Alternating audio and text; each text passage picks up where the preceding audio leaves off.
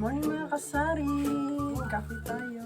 Ayan. Habang ako'y magkakape, tayo naman ay magre-repack ng asukal na tagtitres at harina na tampakay.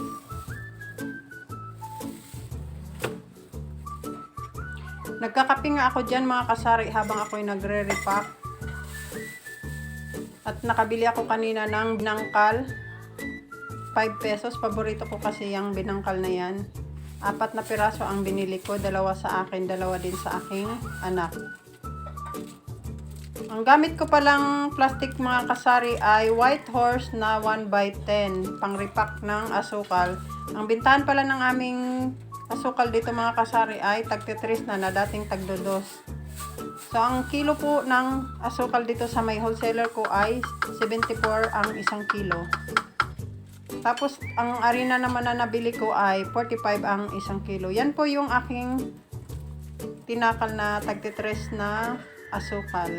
Ganun lang po siya kadami, mga kasari. Mas malaki ang tutubuin natin pag magrepack tayo ng asukal, mga kasari. Sipag at tiyaga lang talaga sa pagre-repack. Doon tayo kikita at bibinta ng malaki pag nirepack natin yung asukal. Was sugar pala mga kasari yung nirepack ko dyan na asukal. Kadalasan po mga kasari, tuwing hapon ako nagre-repack ng mga asukal, mantika, harina, dahil yun po yung pamatay oras natin mga kasari. Ang kaso nga lang, kaya napaaga yung pag-repack ko mga kasari dahil naubusan na at marami kasi akong ginagawa kahapon, kaya nalimutan ko na yung pag-repack. Kaya ngayon napaaga ang ating pag-repack ng mga asukal dahil sunod-sunod po yung nabili ng tigtingi-tingi na asukal dahil sa umaga talaga maraming nagkakape kasabay ng puro yung pagbili ng ating mga customer.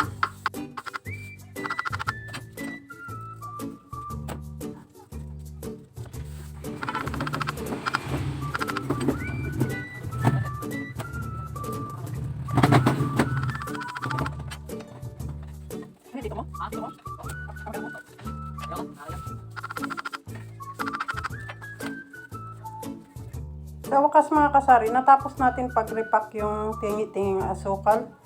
Yan naman ay ang harina yung isusunod ko. 1 kilo po yung aking binili sa ating wholesaler worth 45 pesos po mga kasari. Naubusan pala ako ng plastic dyan mga kasari ng pang-repack ko ng asukal. Kaya ang ginagamit ko po ay yung colors na pang gamit natin sa ating soft drinks.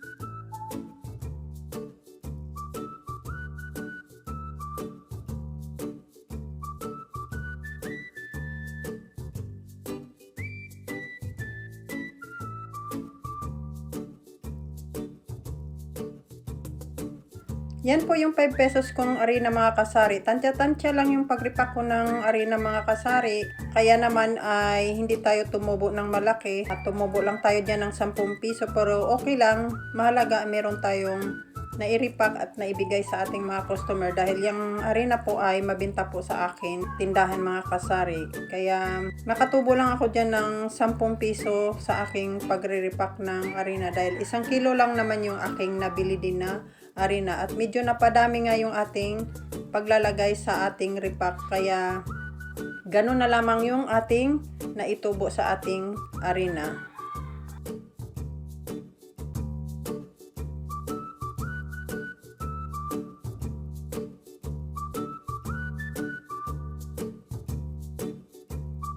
At ito na nga po mga kasari ang nirepack kong tingiting tagtitris na asukal at tagli-5 piso na harina. Thank you for watching mga kasari and happy selling!